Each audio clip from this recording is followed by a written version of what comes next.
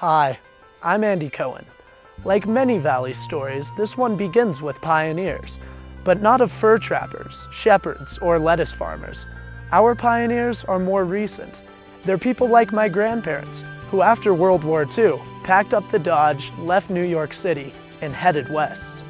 When they arrived in Colorado in 1947, the population of Denver was 250,000. There was no Vail, and it took a full day to wind your way up US 6 to Aspen.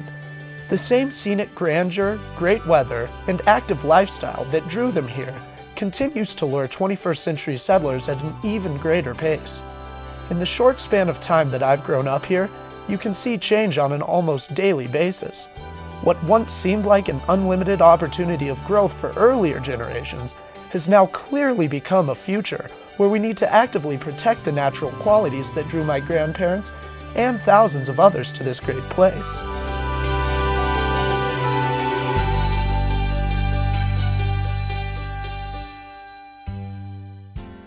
In 1981, a group of forward-thinking residents concerned about the encroaching demand of growth in Eagle County created the Eagle Valley Land Trust. The Trust's mission is simple: to preserve and enhance open space in Eagle County and surrounding areas. When we talk about open space, we're not talking about recreational areas, such as golf courses and soccer fields. Open space is all about respecting and protecting the natural heritage of the land, a heritage that reaches across the valley, from ranching and agriculture to wetlands and wildlife. We live in a county where 85% of the land is owned by the federal government. However, a lot of people mistakenly believe that the federal lands are permanently protected. They're not. With the exception of congressionally protected wilderness areas, the government has the power to both sell and swap land. The 15% of private land is found mostly in the county's valleys. Here you can see how over time the density of growth continues to widen and expand throughout the county. One of the very real concerns that the Land Trust has is the disappearance of natural buffer zones that divide our unique communities. As we watch Front Range communities from Fort Collins to Pueblo grow ever closer together, it's not hard to see the same pattern emerging here. As our growth naturally expands, the importance of protecting our scenery, wildlife, and Western heritage is becoming an increasingly larger challenge. I've hiked up here to a mid-valley overlook of Edwards. It's here you can get a good sense of what's at stake. On the valley floor, you can see a mixture of both residential, recreational, and commercial growth. Houses are slowly extending up the hillsides, and in a few cases, ridgelines are no longer outlined with trees, but homes. Ranch lands in the side valleys are slowly giving way to more dense development, and as this valley growth creeps upwards, its impact on the edge of our fragile wilderness area becomes more threatening. In the face of such encroachment, the Land Trust uses two tools to help protect land. One is the outright purchasing of land, but because land prices in our county are so high, this is an expensive and thereby limiting option. The other tool is the use of a conservation easement.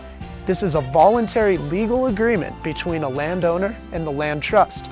It restricts future development of the land while providing the owner with significant tax advantages, the ability to maintain ownership, and even sell the property. This easement protection continues forward to the new owner forever. The Land Trust has protected several important parcels of land throughout the valley. The 377-acre Webster Ranch, still owned by the Webster family, provides quality wildlife habitat and is a good buffer to the Holy Cross Wilderness. I'm just thrilled that my dad had the foresight to put the property that we have in East Lake Creek into Eagle Valley Land Trust, because that is really what has allowed me and my sister to be able to retain the property after my dad's death.